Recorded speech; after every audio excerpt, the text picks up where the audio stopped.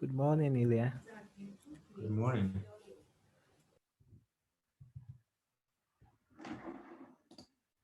All right, so I think we have everybody here. So let me share my screen.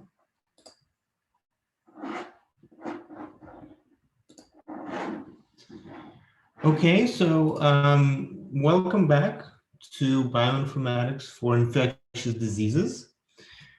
We're talking about the application of bioinformatics to infectious disease research and the understanding of host pathogen interactions. And so hopefully today's session will continue building up on what we did last time. And I wanted to, first of all, briefly touch on why we are doing what we are doing. So today we're going to be talking about analytical challenges, or what are we trying to analyze? Why are we using specific types of data, and what can they answer, what these data can answer in terms of our research questions. Before we jump into that, I wanted to congratulate all of you on successfully getting a handle on all of the resources, I think, as is evident from this progress chart. So we are excited to see that many of you have been able to finish the Introduction to Bioinformatics course, and some of you have even continued on to explore a lot of other courses and try different things. And that was really the objective. Personally, for me, it's especially exciting to see that the majority of you have been able to complete updating your profiles. So now I know what everybody looks like. And to me, that's very important, because I think that this is not just about learning bioinformatics, but also kind of getting to know each other and making sure that we understand how this research training and research program can help us develop research projects in the future. And so to kind of start talking about that, I've put together what we received in your submissions from the Introduction to Bioinformatics course. So I eliminated the names from your submission, but I'm sure that you will recognize your submission from this screenshot. So let me just read out a few of these. My background involves computer-aided drug discovery with natural product compounds for neglected tropical diseases and malaria. So as I understand, the focus here is on chemoinformatics or computer-aided drug discovery. Potentially, I don't know, maybe this is something that you could clarify. And the focus is malaria and other tropical diseases. Another person said, interested in using omics to understand host-parasite relationships. My main research focus is in mosquito microbiome and how this affects vector competence. I also have interest in infectious disease association with human microbiome. And I saw that this person has already tried running some microbiome pipeline, so we'll get to that very soon. I'm interested in the use of molecular and genomic technologies to investigate the transmission dynamics of infectious diseases of public health importance in Africa. I am particularly interested in the spatial and temporal tracking of malaria parasites and vectors in order to gain insight into transmission changes as control interventions are applied.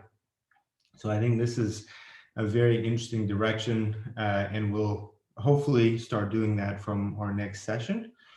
I work on malaria drug resistance and intend to look at the genome to understand drug resistance and diversity of parasites or other pathogens to inform public health.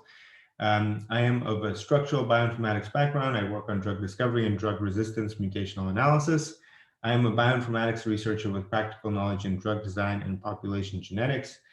And I'm a research fellow at the Noguchi Memorial Institute for Medical Research of the University of Ghana. Okay, I see here recently I have also developed much interest in SARS-CoV-2 genomics, and I'm designing a study to look for variants in the virus associated with severe pathology and mortality in the Ghanaian population. So it looks very interesting. And someone else said interested in malaria parasite genomics. So these are the responses that we received from you, and we are going to try to really work with you to try to understand how some of these directions could be addressed either in your current focus, whatever you're already interested in, or in some additional types of analyses that could be done around the research interest. And so what we will continue to remind you to do throughout this course is to submit a research proposal. And just to clarify what that means.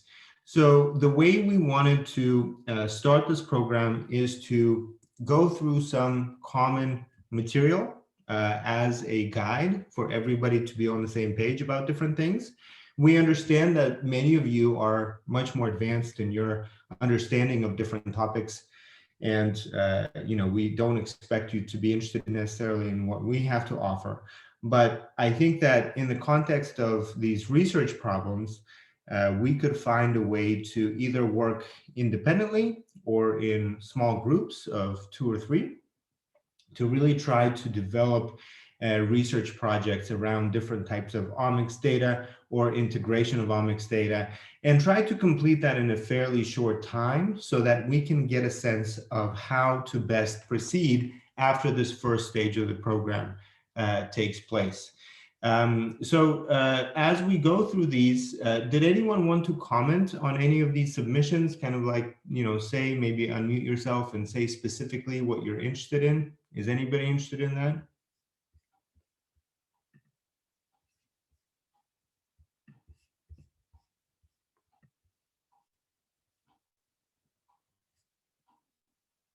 Okay, so we'll keep that as a good starting point. Again, we'll continue to revise this as we move forward. So one of the things that we started mentioning last time is that we have this new blog post that was just updated today, and it's put on the forum. Many of you are interested in malaria and next generation sequencing and different types of data for malaria research. So Mohit has worked hard with our team to put together a guide to get people started. We realize that many of you probably have data sets that you're familiar with and repositories that you feel are important. So we're definitely interested in your feedback. We learned a lot from putting this resource together, and hopefully it's useful for some of you. If not, and you see that there are some additional resources that should be put together, please do let us know. The link is posted in the chat. Thank you, Bipsa, for posting that link. You'll find there a brief overview and history. It's a complex disease with a long history of at least a couple of decades of sequencing and genomics. A lot has happened over that time, a lot of attempts. We added there a couple of kind of newer insights that different researchers have posted. And it's clear that the attempts to design antiviral strategies, prevention strategies, vaccination strategies have all run into multiple challenges. And so it's a very interesting and, I understand, challenging area to conduct research. And hopefully in the context of this program, we can make small progress in that field as well. So looking forward to your feedback on this research, on this resource. So as I mentioned, ultimately, maybe towards the completion of the first half of this program, this first stage of this program, we're really looking forward to seeing your submission of an independent or a group project. So the way to do that is on the forum. We have a post for independent project form. This is a dynamic form. The form will update as you change and maybe focus more on a research problem and a specific data set and a problem statement. It's formatted in your typical research, maybe abstract format, where we ask for the problem statement, the project summary, which would include what you're trying to do and how, potentially, if you have a good sense of how you'd go about this.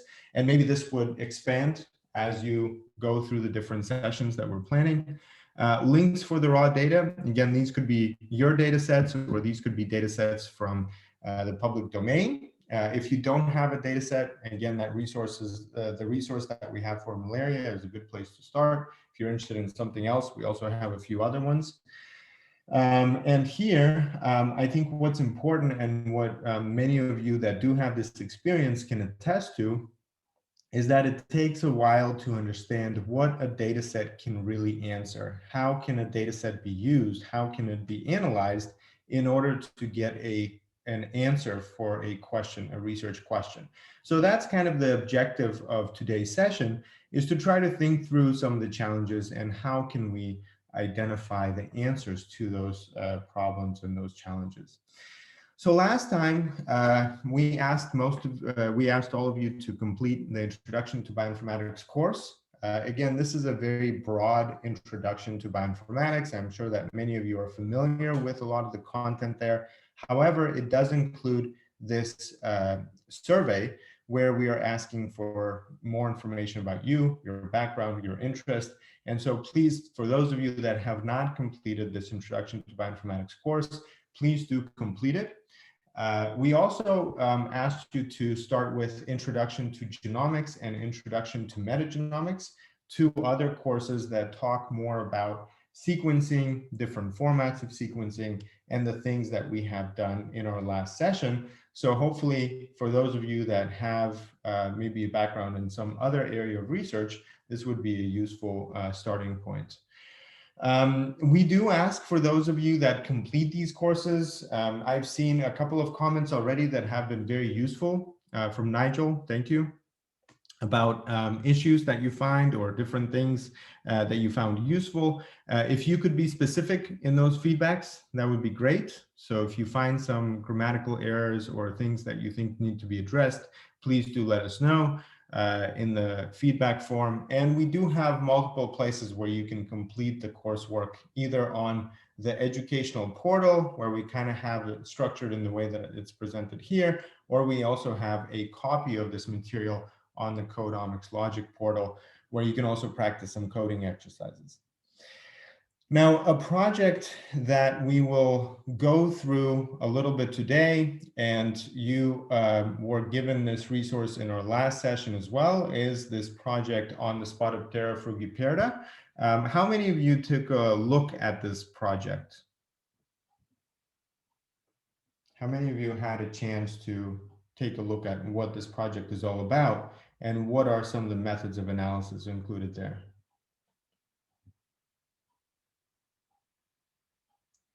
All right, thank you, Nigel and Courage. Okay, great, thank you. So today we'll try to replicate some of the same analyses that were included there using a different data set, and also review some of the things that we did last time. And hopefully for those of you that have not yet had a chance to start after today's session, it will be more clear why we're doing this and how it's relevant to infectious diseases. To briefly summarize, this project describes something that actually the FDA, there's a quality control computational biology group at the FDA. They review by random sampling of different publicly and commercially available cell lines and products used for biologics and for drug design and testing. And they have discovered that one of the cell lines that is being used for biologics production is showing up with contamination of this novel rhabdovirus. And so we wanted to kind of look at that project as an example of what you might be able to find in raw next generation sequencing data. Because last time we started looking at visualization of reads coming out from next generation sequencing. So to kind of go into this topic, I want to first summarize what we learned last time and then kind of move on into this example. So metagenomics and viral sequencing could represent different types of biological material preparation and how the sequencing is actually done. And that defines how we can use different methods of analysis and annotation to really get an insight into what's in the biological material. So 3 different approaches: amplicon sequencing, targeted sequencing, and then whole DNA or RNA sequencing. Amplicon and targeted sequencing are very similar in the sense that amplicon sequencing typically refers to an amplification of a particular section or even a portion of a gene that is amplified. And because it is amplified, we are not looking at abundance of that gene. We're really looking oftentimes at diversity. So amplicon sequencing typically is done for metagenomics, for example, where you're looking at the composition of the microbiome. Targeted sequencing is oftentimes done to determine a specific mutation present in a gene or a sequence, a locus. And so there we're looking at, again, not the abundance, but the variation, but with a different intent oftentimes. And then when we talk about whole DNA and RNA, and there are a few of those as well, for example, whole exome, whole genome, total RNA, poly-RNA, so different methods of data preparation. But essentially what we are looking for there is a number of different questions that we could ask. So here you can see a few of those examples. Also, the format of the actual sequencing data could be varied. For example, we can have different lengths of reads. We can have pair end and single end reads. And we can also have targeted sequencing or non-targeted sequencing. And so there's a lot of different ways that this data comes in with many different formats. So some formats that we covered last time, we'll kind of review them today, and we'll see how they're used in a single analysis pipeline. For whole genome or whole transcriptome sequencing, there are also different types of coverages that you would expect. And coverage is a really useful metric to think about when you are asking the question, what is the dominant variant in my data? So when we're looking for example, known mutations, mutations that have been well characterized and are present in at least 1% of the population, called single nucleotide polymorphisms, we are typically expecting to find those even with low coverage because they are the dominant variant in the data. When we are looking for novel mutations, novel variants that maybe have not been well defined, maybe we're looking for characterization of differences between different types of samples, we're really looking for higher coverage. And when we're looking for higher coverage, we will see how different derivative values from the actual variations in our data could be useful to ask specific questions about differences between different phenotypic groups or differences between different locations in the data that we have. The process of sequencing is something that we reviewed last time. So typically genomic DNA, even if we have sequencing in RNA, mRNA sequencing, we will find cDNA is the actual biological material that we use as preparation. That material is broken up into small pieces or shared, and that will be defined by how much could be used in the actual flow cell. So different sequencers have different read lengths, and so we will see that the different sizes will be determined basically by that process. So the protocol will guide what sequence length is included in every read. And as I mentioned, it could be a single end read or a pair end read.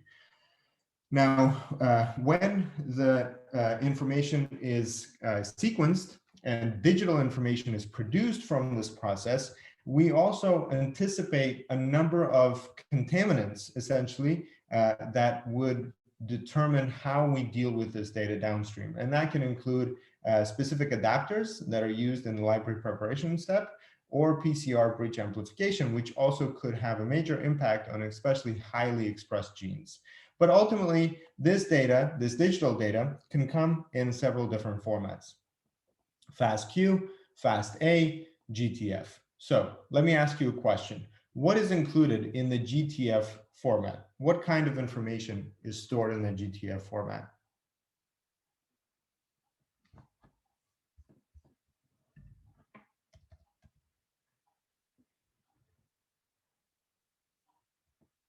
Okay, does anyone have an answer? What is in the GTF format?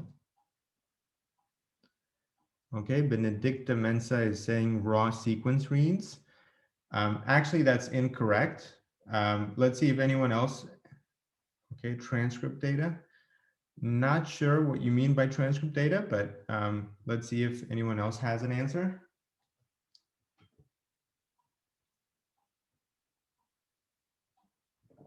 Okay, Rita is saying gene structure. Okay, that's closer. So in fact, the GTF stands for genome transfer format, and it could also come in a format called GFF. Jeff is saying quality reads. So that's not true. GTF is the annotation of the genome. So, okay, Eli is saying contains info about gene structure and function. It doesn't really tell us anything about gene function, but it does tell us about gene structure. So the GTF format will include information about the location. Where is a specific gene? And if we're talking about a gene that has multiple exons and transcripts, that will be included in that data, in that file. Okay, so we'll take a look at that in a second. FASTQ and FASTA is where we actually have the data from raw sequence reads. So typically, we're talking about a FASTQ file coming out of an Illumina sequencer. Sometimes sequencers have data coming in BAM files, but essentially a FASTQ file is a read that also contains information about the quality of the each position and the read itself, so information about the reads. So when we talk about the raw data from the sequencer, it's FASTQ. FASTA typically is a reference genome or reads, but it's just the sequence. It does not have any quality information. And the GTF tells us about the structure of the gene and annotation of the gene. Okay, so is that clear to everyone? Maybe Francis, Benedicta, Jeff, Eli, does that kind of clarify the differences between these different data formats? All right, great. So let's take a look at some of these examples. Here is a FASTA file. So you can see that this contains the annotation. So again, this is, as you can see, Spodoptera frugiperta isolate SF9 scaffold 12. A question, what does scaffold 12 mean?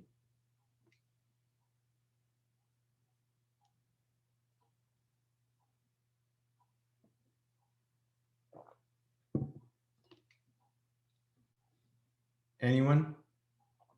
What is a scaffold?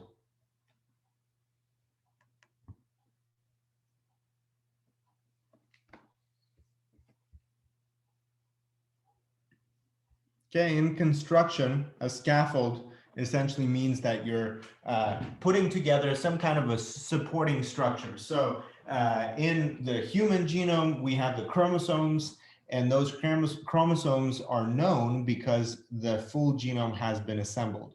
Oftentimes in a novel genome, we don't really know how bigger pieces fit together, but we can definitely put together the smaller reads, and then we can put them into an intermediate stage, which is called scaffolds, and those scaffolds could then be built upon to make a full genome assembly. So in this case, it's a portion of the genome. So here you can see that in this genome, you would expect multiple scaffolds because this is scaffold 12. Here you have the complete genome, and the complete genome contains all of the sequence. This is a virus, and so here you are expecting to see a shorter genome. And thank you, Nigel. Here's a FASTQ file. So let me ask you a question. How long are the reads in this particular FASTQ file? How long were the reads? Okay, 160, perfect, right? How do we know? It says right here, length 160.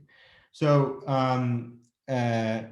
Kasturi is asking if we can explain scaffold. So when you do genome assembly, let's say your genome is 4 million nucleotides long, and you have reads that are 160 nucleotides long. How do you go from 160 to 4 million?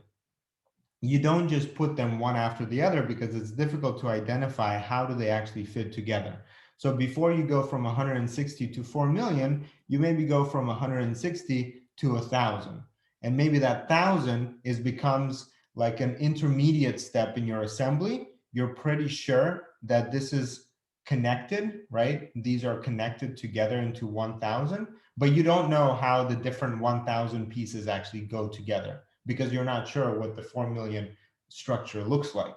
So the intermediate stage is a scaffold. Does that make sense, Kasturi?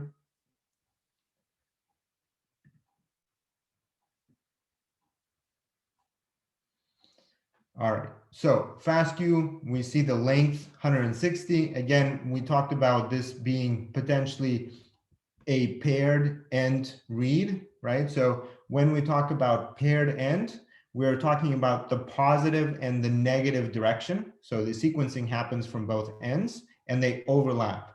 And so here you can see that these are positive strands. So we'll take a look at this again. Alignment of reads. Alignment of reads happens onto the reference genome. So if we have a reference sequence, as you can see right here, this is a sequence that is covered by a number of reads. So each individual line is like a read. And sometimes gaps have to be introduced to make them fit into whatever we have in the reference. And then we have some kind of perfect or imperfect mapping. And so this part of the alignment is stored, the intermediate results of the alignment that look like this are stored in a BAM file.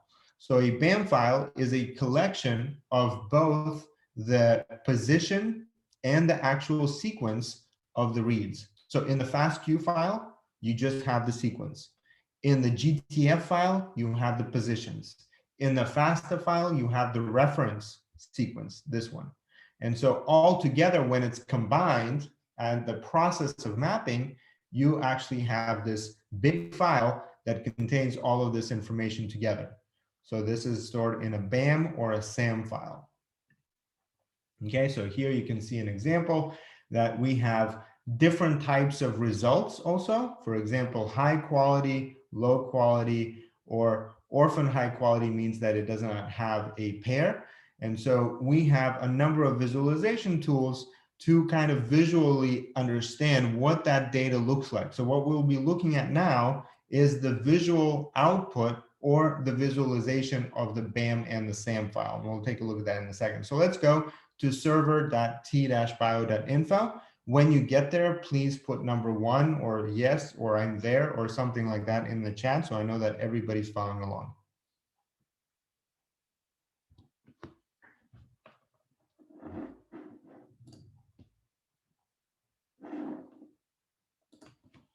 All right, great. So last time, as you remember, so hopefully all of you are logged in. So if you're logged in and you see what I see, right, you should see from our last session in your pipelines some results for your analysis, right? So if you did the visualization,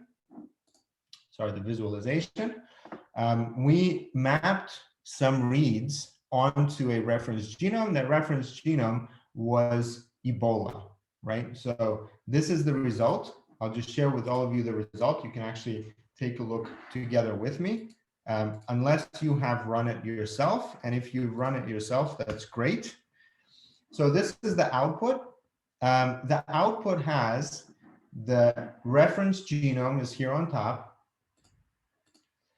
Okay, here you see that this is the genome, right? So this is the name of the FASTA file essentially that we uploaded. And this is the actual position that we're in. So here you can see this is the name of the genome and this is the position from 10,000. So right about here, 236 to 10,378. So this little box is where we are. Okay, does everybody see what I see on the screen?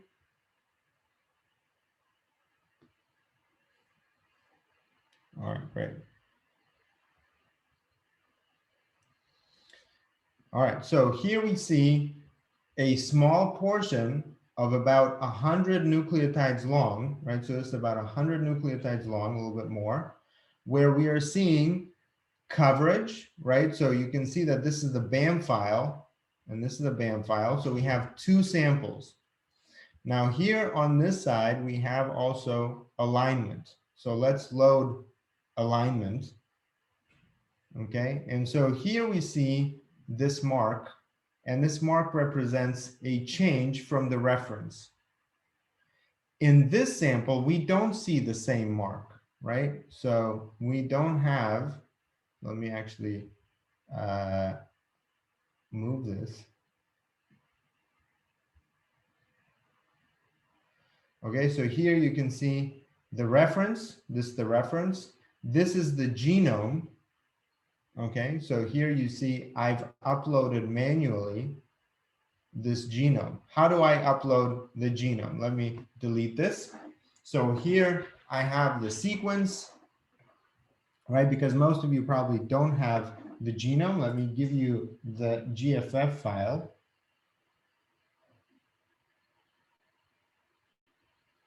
I believe it was this one.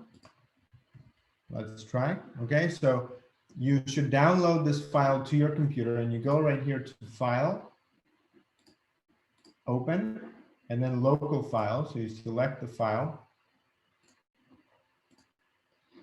And right here, you can see that it will recognize this as GFF3. So GFF or GTF is the same thing. And you can see that this now has the annotation. Okay, was everyone successful at loading the GFF file and seeing now what does this show us?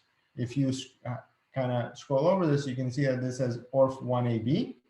If you actually zoom out much more, you'll start seeing what are the different genes.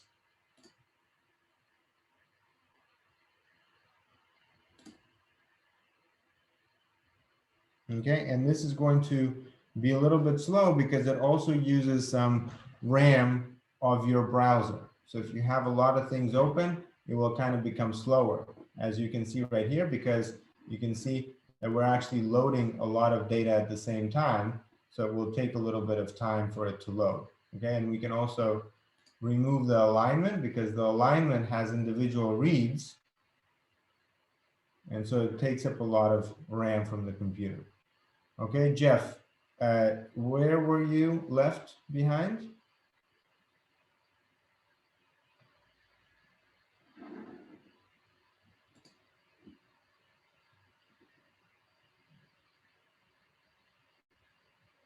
Jeff?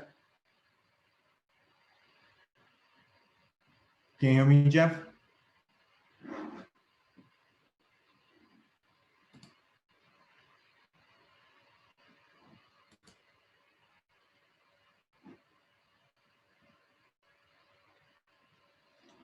Where did I download the GFF file? So I gave you the link to the Dropbox. You can just use that one. But let's say you want to find your own GFF file. How do you find it? You can go to NCBI. Okay, so yeah, probably try to make sure that before the session, you've got all your login information. Otherwise, it's going to be difficult for us to kind of move along with everyone during the session, right? So let's try to troubleshoot any issues that you have with logging in or anything like that before the session. How do you find the GTF file? So if you go to NCBI, okay, remember that right here, we have the name of our genome, right? It's NC045512.2. So if you just go here on NCBI,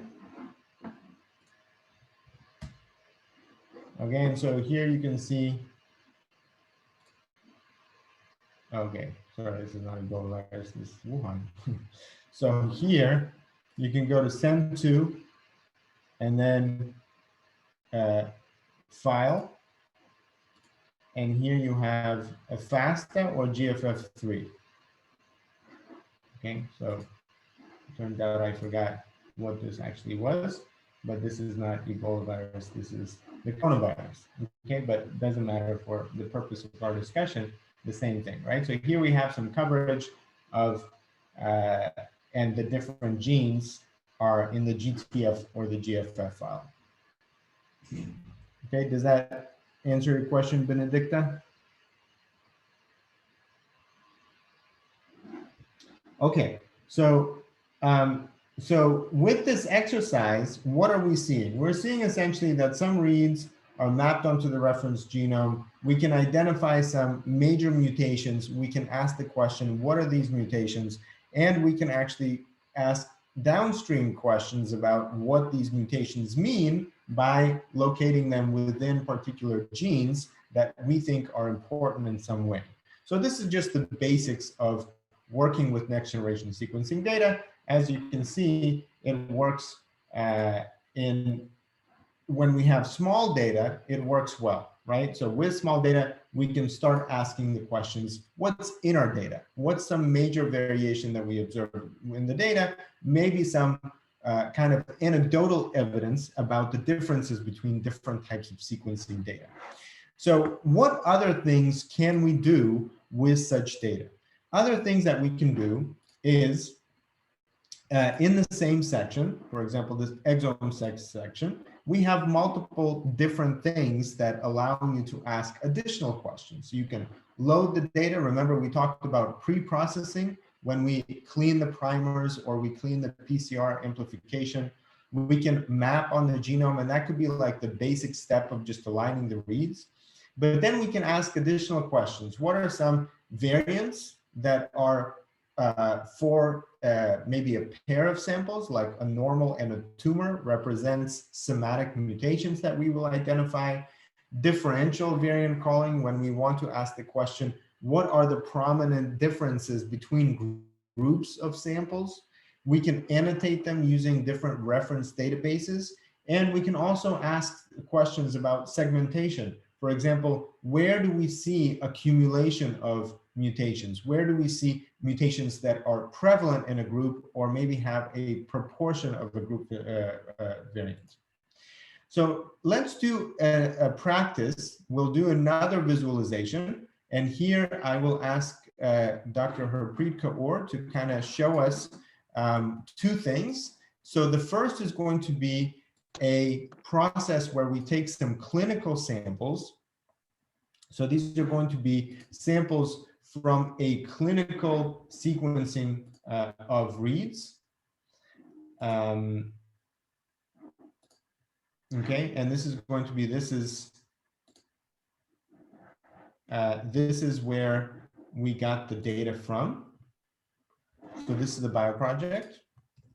Okay, and what we'll do here is we will take a couple of samples from here to then annotate them by mapping them onto a database of viruses from NCBI. And also by taking the not map reads from the human genome. After we map onto the human genome, we'll take the not map unmapped reads and we'll visualize them for several different pathogens that we expect to find. Okay, Harpreet, you're here?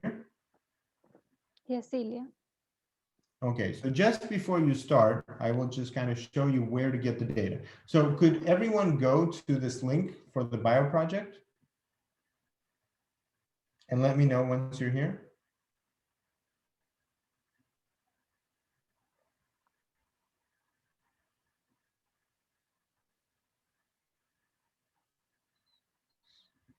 Okay, thank you. Okay, so here we have 70 samples, right? So these 70 samples are SRA experiments. So SRA means sequence read archive. So these are compressed FASTQ files. So in these sequence read archives is some raw reads from the sequencer.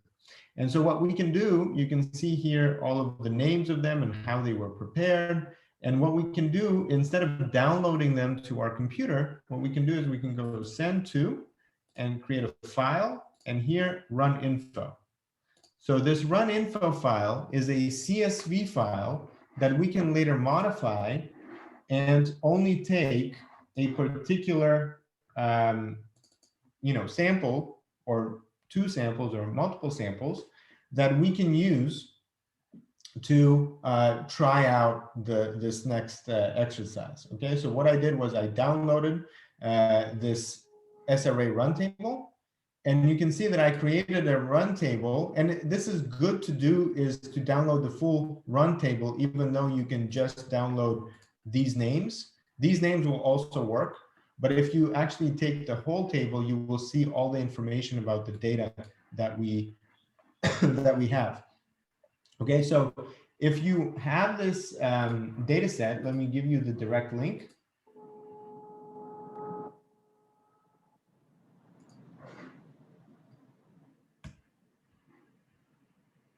Okay, please download this file and maybe open it on your computer. I want to just ask you a couple of questions about this data set based on what we see here. Okay, so let me know once you have it and open in Excel or something where you can view the inside of the data. Okay, thank you, Nigel. Let's wait until we have at least maybe 2 or 3 people that already have opened the file.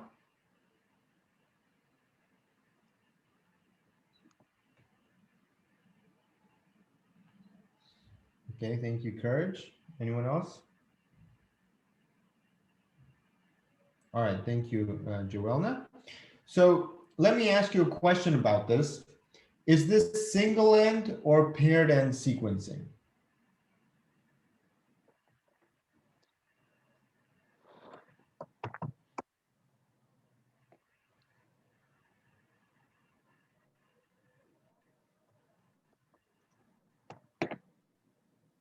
Okay, Nigel is saying PE, Courage is saying single. So who's right? How do we know? So what is single end or pair end mean? It's a method of library preparation. So when you go to column W right here, you see library layout, it says single. Okay, so this is single end reads. Okay, let's see another question about this.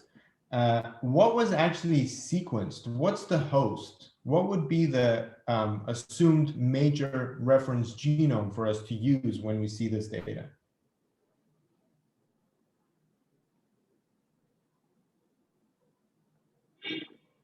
Human. Excellent. Yeah. So where does it say that? It says it right here under organism, human metagenome, or host Homo sapiens.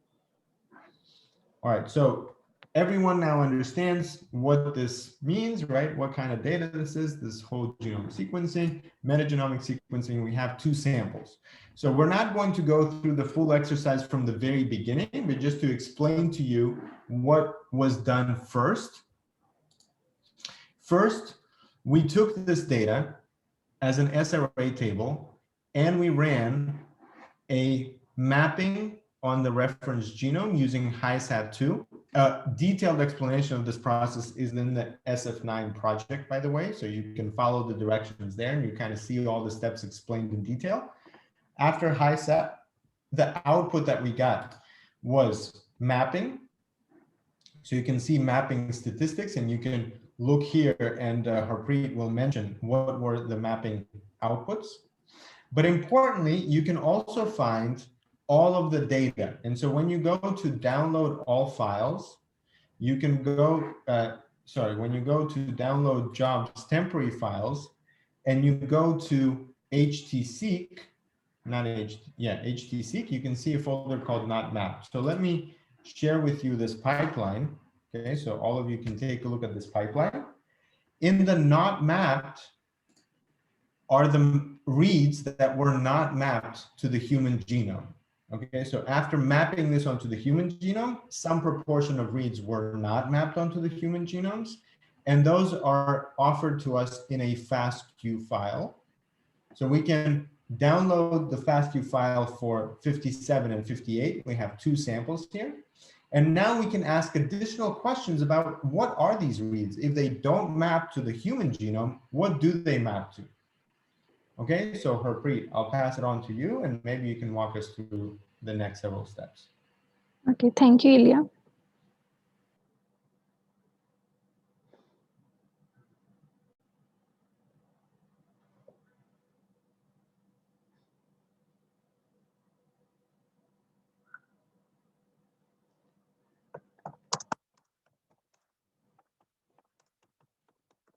I'm not able to share my screen, I think.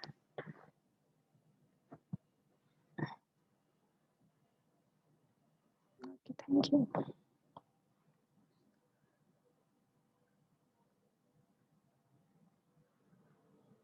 So let me go over this same pipeline.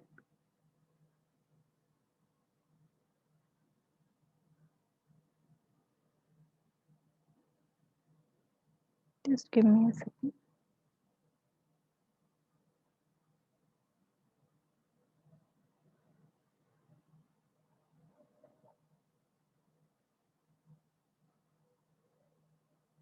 So if you are on this pipeline, the download, if you look at directly these options, here you will get the gene expression table in the form of read count values.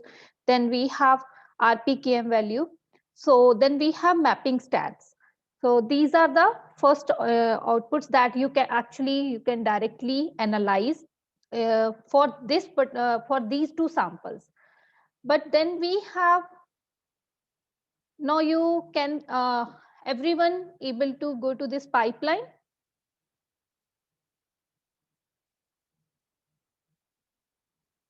So if you already on this pipeline, so if you go to this download temporary files, so here we will, if you once you are there, the next goes to the SVL. Here we will get the SVL link for all the files. Then we go to the high set 2. Now if you download this file,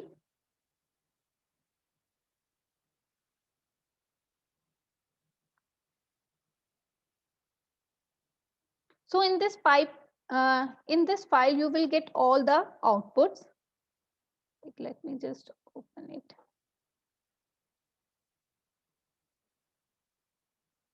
Okay, so if you open this file, here you will get BAM files, and as we are interested in the sequences that are not mapped, so here we will get two URLs. So if you open that SVL file, so this is for the first sample, this is SVL link. So let me paste this link here as well.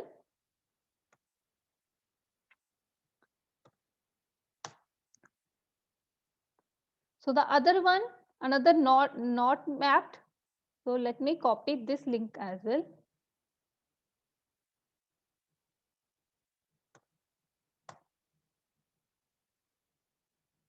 Okay, so if you are unable to open it directly, so you can copy. I mean, you can because probably you have Windows system, so that's why you are unable to open that file directly.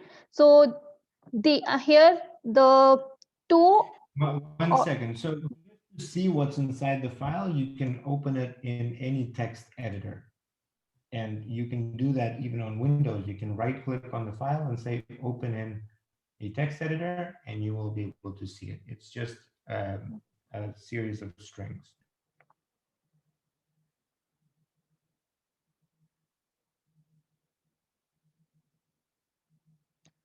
So still I copied the link of these two files here,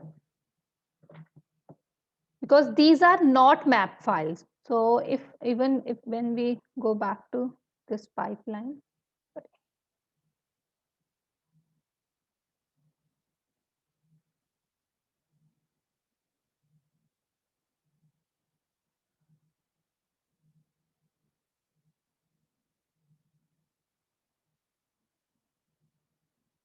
so you will get even the details here as well, not mapped sequences.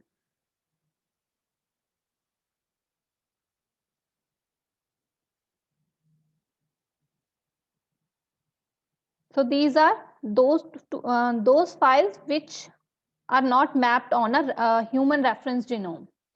So the link I have already shared with you. Now how we can actually perform metagenomics analysis, because they are not mapped on a reference genome. So then we can look into on which reference genome they might get mapped. Like we can look into whether they are mapped against viral genome. So for this purpose, now we can go to the server again. under the area of analysis.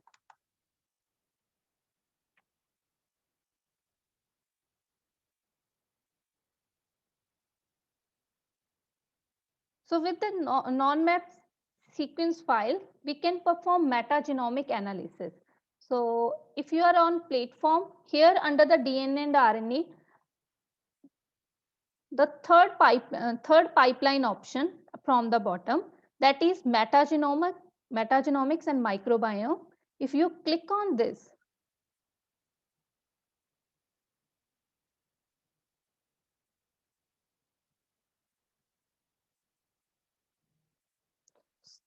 from here we can select, as here we are first let's map this sequence on a plasmodium plasmodium. The fast here we have a FASTQ files, then these are single entries, and from here we can select the genome. For example, virus genome, for against which we are doing analysis. So then go to the file upload.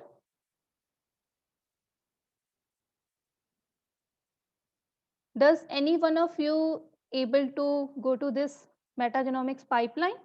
Able to open this metagenomics pipeline? Okay. Now here we are going to provide those sequence reads that are not mapped. So we are going to provide those and we are going to paste those links here.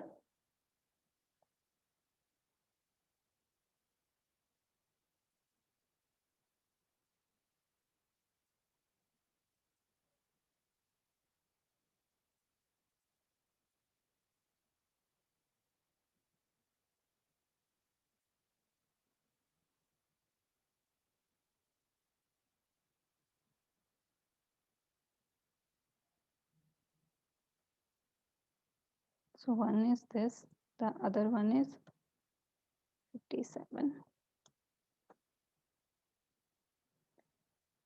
So then against which virus genome or viral genome that we want to map.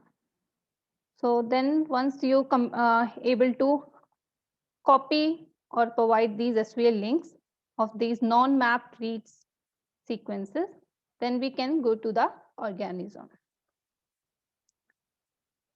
So let me just provide you another two links that are for the reference genome of the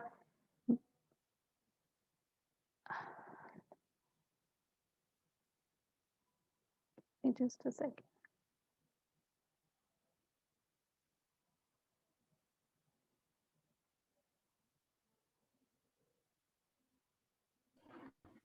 I thought we are mapping onto the database.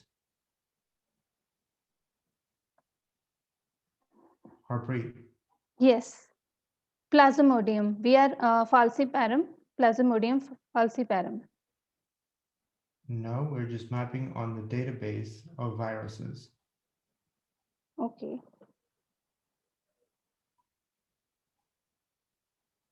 So here then we need not to. Yeah, just skip. Okay.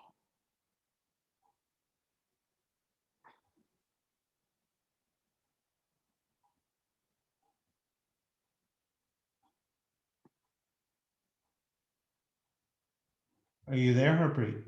Yes, I am here. So are we moving on? So we can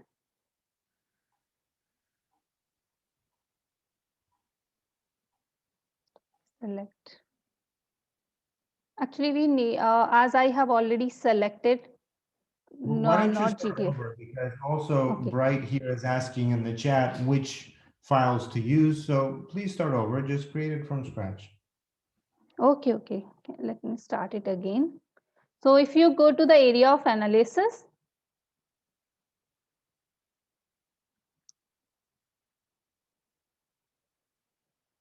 then we go to this metagenomics pipeline. From here, first we can select, this is from the NGS format FASTQ. So here we are selecting right now no genome from directly from the elements virus genome. So is it clear? Here we are selecting type of reference right now, no genome option. Under the format of NGS, we are selecting FASTQ for the single end or the pair end, as we know that these reads are single end reads. Then under the virus genome. Is it clear? So then we can go to the file uploads. So the file that we have, I have provided, again, let me just copy this link for these files. Here we have taken those files which are not mapped against human reference genome in our previous pipeline.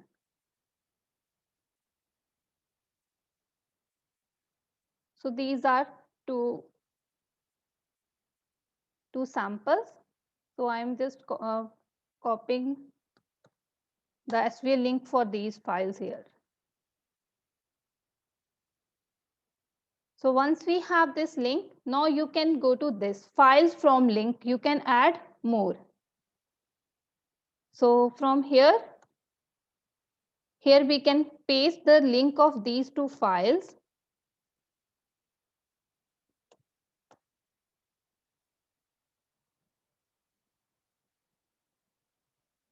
So once you're able to paste this, then go to the group selection. Here we can cancel the groups and then go to start.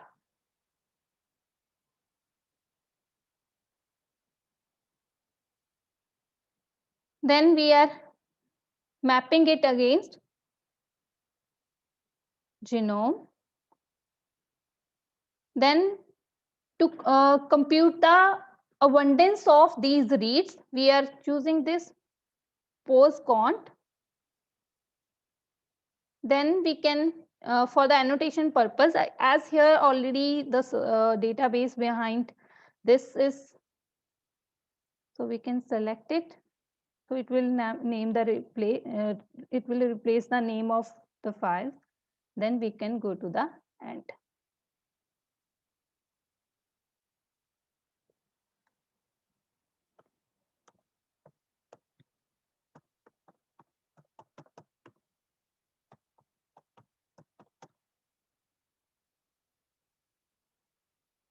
So then you can run this pipeline on cluster.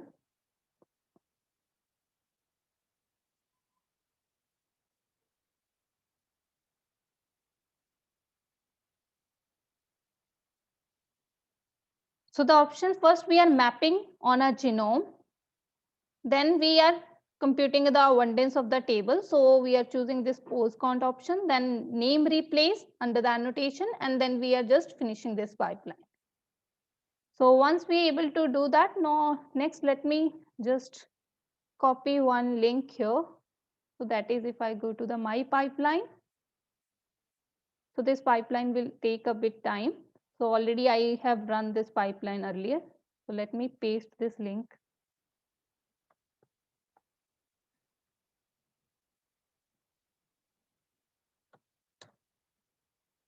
So if you open this pipeline under here, the download pipeline outputs. So this is, if you open this first file,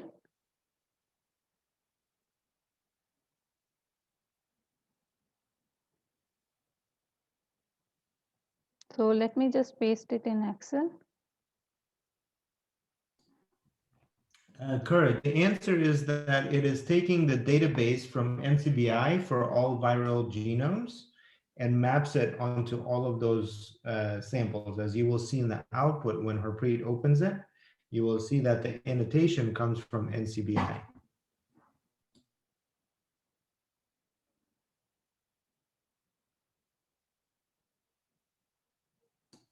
Do you have it, Harpreet? Yes. So this is. We don't see it. We see your browser. Okay. So let me share it again. Yes. So if you paste this result, so is it visible now? Yes, it is. So please explain. How do we annotate this? What does this mean? Okay. So here in this file, first contain the against which genome this particular sequence is mapped. Then it computing the the count value. So it computing the count value. So let me just, this is the genome against which it mapped. So if you just, so this is our abundance table. We call it as abundance table. So we can add a filter. So this is sample one. So how much abundance of each of these sequence, genome sequence in this sample one. So this is sample two. Right now I'm just writing as sample one and sample two. So then you can also look into which reference genome, I mean which viral genome has maximum abundance. For example, in the sample one. So now if we go to the, you want to know which virus genome it belongs to, what you need to do, just copy this accession number, that is sorry, NC. And if now, if you go to the NCVI now,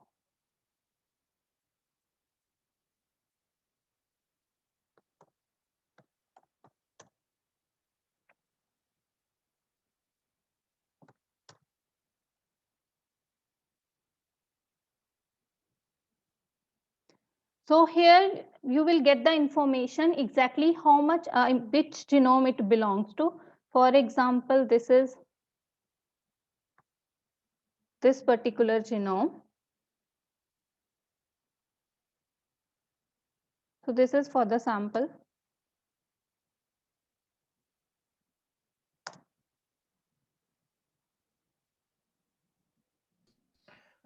All right, so great. Thank you, Harpreet. So I think this is clear to everyone, right? Does anyone have any questions about what this pipeline does and how the results can help us answer the question, what else is in the genome except for the major host?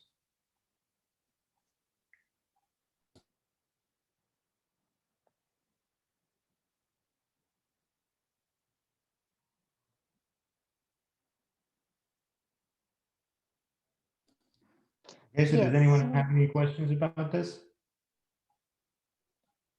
Okay, so if not, what are, can you show us? Okay, so here we see annotation how the major strain of malaria that we have reads mapping to is the strain 3D7. Right, and so this here is, we have, these are the results when I have mapped against Plasmodium falciparum against this genome, and I have found this annotation for in one, I have checked for one sample. So here I have considered one sample in which I have just looked at which genome it contains from the virus.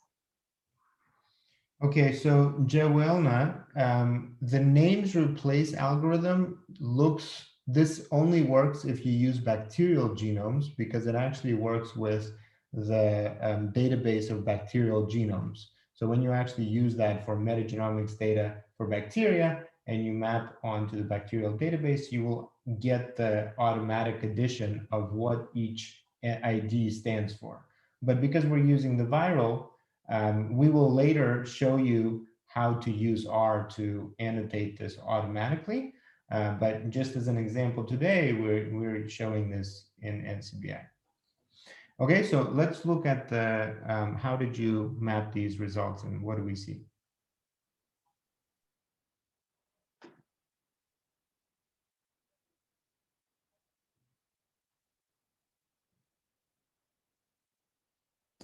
Harpreet, are you there?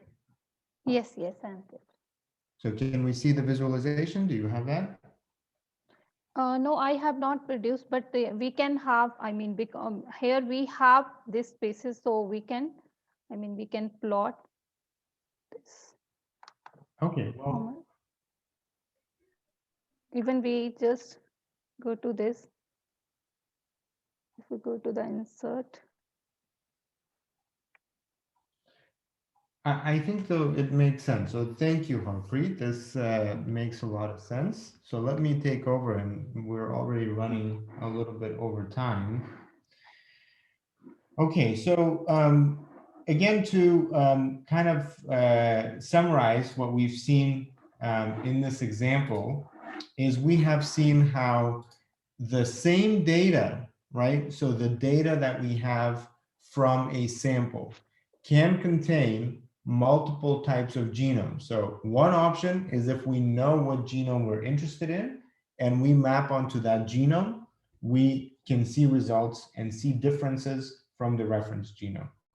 Another example, if we expect to find more genomes, we can map onto a database. Typically, when you have something like from whole genome sequencing from a human clinical sample, you're expecting to find also a lot of other viruses, bacteria, other pathogens in there. So if you do, you can first of all remove all the reads that map onto the host genome, take only the data that doesn't map, so the unmapped reads, and then map that onto a database. And based on your results, by looking at different abundances, you will see many different examples. Some of these viral and bacterial genomes include a lot of repeats and non-specific sequences. So some of the abundances might be confusing because you can see a lot of abundance, but that doesn't actually mean that the reads overlap the full sequence of the genome, which leads you to ask the question, is this just a mistake in sequencing or a mistake in mapping? And so to really look into a lot of these examples of how to deal with such data and how to get reliable results out of detection of potential pathogens in a clinical whole genome sequencing dataset or an RNA sequencing dataset, we have this project. If somebody could actually put the link to this project also in the chat box. And here you will see an example used in a cell line that was discovered and published by the FDA. So for our next question, if you could take a look at this example, in this example, you'll see kind of what we did today and build on what we did last time, which is an explanation of next generation sequencing and how we can ask different types of questions of the same data, and look at introduction to metagenomics, where this kind of analysis is also applied to bacterial data. So this is what we covered in today's session. Are there any questions about what we did or about any part of the analysis that maybe was not clear?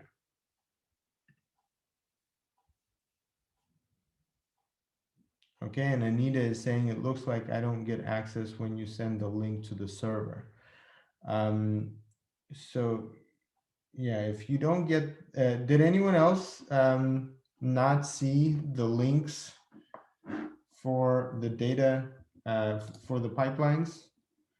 So I think maybe this is the link that would work. Let me know if this is working now.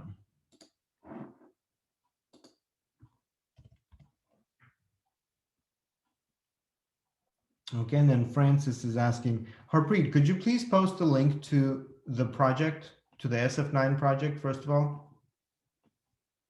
Yes, I'm pasting. Okay, Francis is asking, can we get all the links to the various data so we could try out from the recording? Yes, we can post the links that we used in today's session on the forum. Let me also just point you to the forum here. So Francis and others that are interested in kind of following along, we have several different things posted here. We can, Harpreet, if we can start another one called data sets for sessions or something like that, and we can post the links to the data sets that we use in the sessions. Yes, Celia. Okay. Do you have the link to the project? Yes, I'm just, copying this link. All right, so any other questions?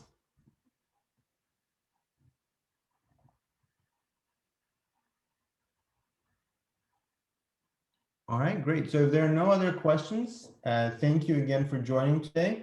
I hope that we were able to answer any questions or challenges that you might have had with the pipelines from the previous session. If you run across something that is not clear, please do post it on here and we will address it before the sessions. So Jeff, if you are having trouble accessing the server, please email us. So support at pine.bio. If you don't have access to your server account, please check in your emails. You should have gotten an email notification about how to access this. And please try to troubleshoot it. Let's do it before the next session. And that way we'll know that during the session you can follow along. This is the link for this project. Thank you, Harpreet. Okay, thank you, everyone. We'll post the recording once it's processed, and we'll look forward to seeing you again next time.